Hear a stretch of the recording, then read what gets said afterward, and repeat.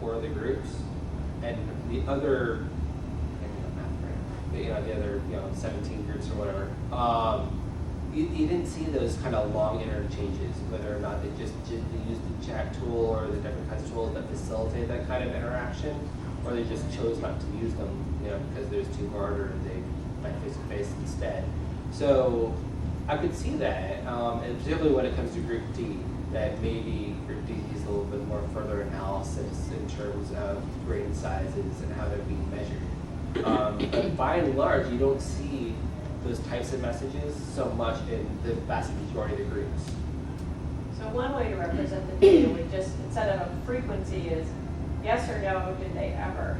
Right. or each time they had an interaction of some sort or used a tool on a given day or something. I think just wondering whether there's a different denominator that would better represent the frequency in which this happens. And it's not unusual in any of this work on peer interaction that you find groups that simply never do knowledge construction. Sure. But I guess what we're wondering is whether the way you've represented it here, while it may be valid in that larger sense, lots of groups didn't do any, but the groups that did, counting each of these big long exchanges as just a one, compared to some of these other larger numbers, is working against yourself. Is that also, yeah? Another way to think about that would be to do a weighting system without having to recode it simply. I think it's probably possible to easily figure out what's either the average or the total length of each of these kinds of interactions. Yeah, sometimes word count is the denominator. Just simply wait. So rather than having one instance, if this is a 40 character instance versus 400, what are the numbers change? Yeah, characters, words. No, you don't have to recode it. Right. Yeah. Yeah, I wasn't proposing. No, I know Nope. that. No, actually, no, you don't have to Because go I back and understand analyze it, all so your you data. probably saw it. That's good to know. Something to think about. Okay. Yeah. I think that could definitely make something stronger than the chat.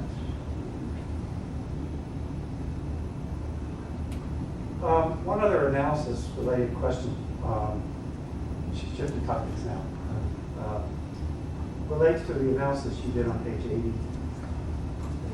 The section on pages 88 to 91. Sorry, folks. Manuscript.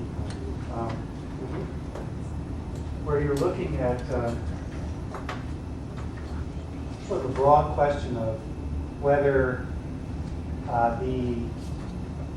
there's any relationship between the amount of activity that certain participants are engaged in and the extent to which their activity takes the form of collaboration or knowledge construction and so on.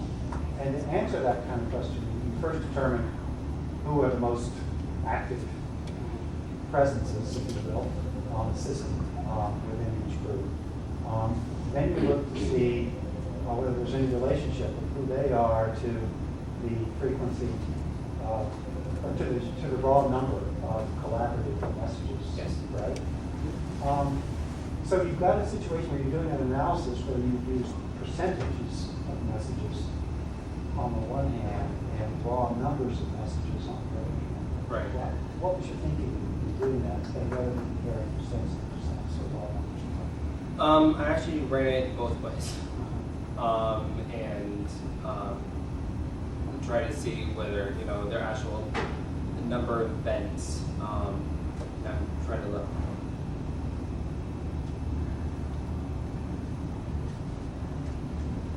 Yeah, I ran both ways in looking at the raw number of events those people did versus the number of collaboration events, also looking at percentage of collaboration in terms of their overall use. And I basically picked one of the analysis I did, but nothing was significant.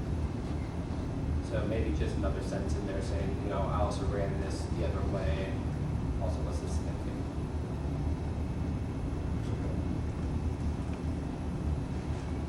It's important to clarify that because actually the correlation found is tantalizing.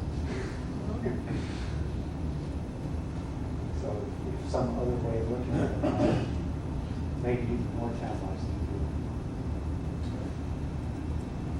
Those are the one questions I've got now. I've got other questions for other people.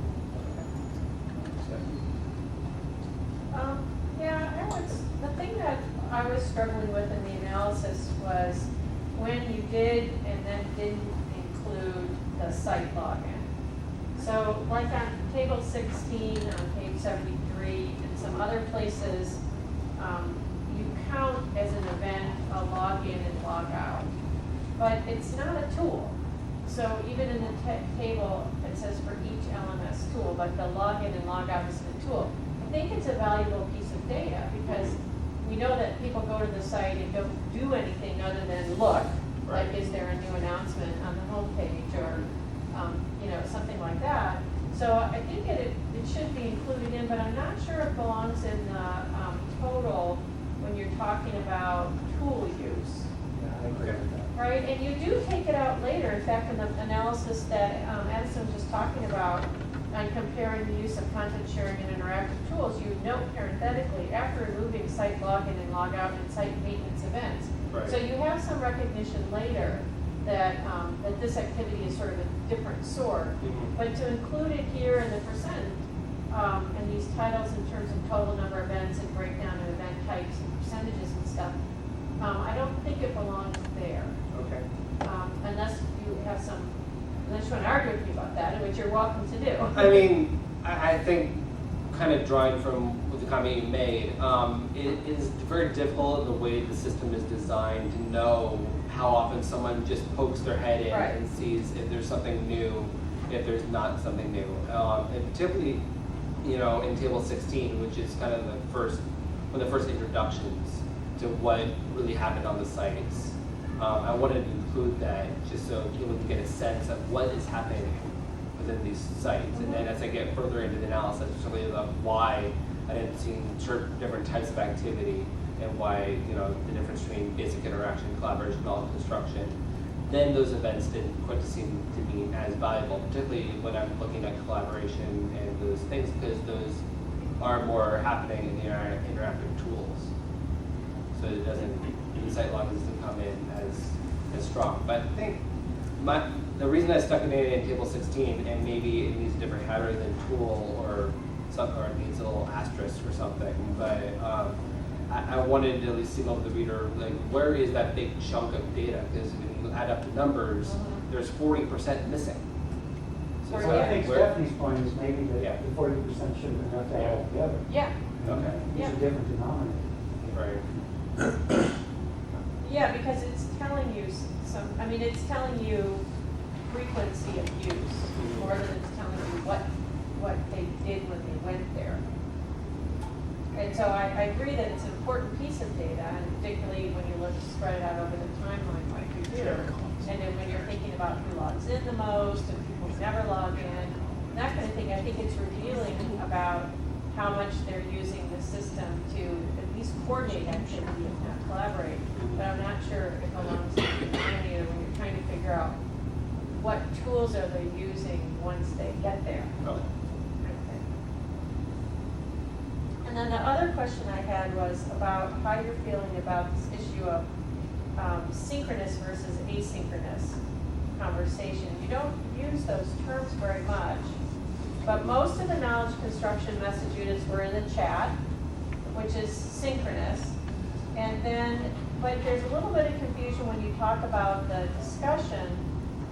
You talk about it because it's threaded, which is true, but that doesn't make it synchronous. It does provide a structure for the next person to reply to, but given what students are telling you about why they'd rather meet face-to-face, how are you feeling about the importance of conversation being able to be synchronous?